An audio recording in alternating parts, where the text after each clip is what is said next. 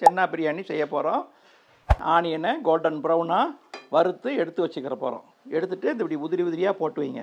பிரியாணி செய்கிறதுக்கு இந்த ஆனியன் பொரிச்சனில் எண்ணெய், அதே எண்ணெயில் ஒரு 150 கிராம் ஃபஸ்ட்டு பூண்டு விழுது தான் போடுறேன். இப்போ இஞ்சி 75 கிராம் போடுறோம்.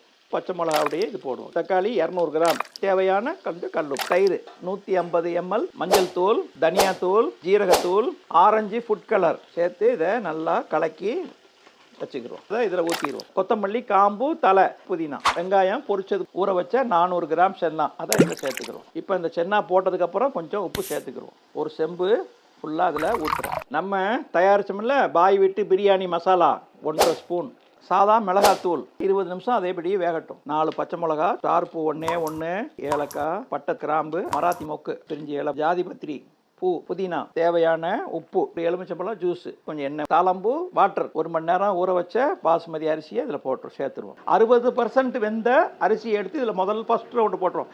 அது 60%, இது 80% சாப்பாடு வடித்தோம்ல அதை மேலே போட்டுடலாம்.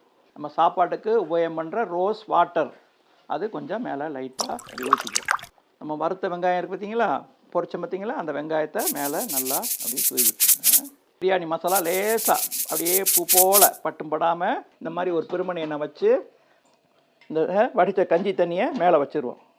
பாருங்கள், அருமையாக நல்லா பாருங்கள், பொழுன்னு லென்த்தாக எவ்வளோ லென்த்து அரிசி பாருங்கள், நல்லா பொழுன்ட்டு தனித்தனியாக உதிரி உதிரியாக வந்திருக்கு.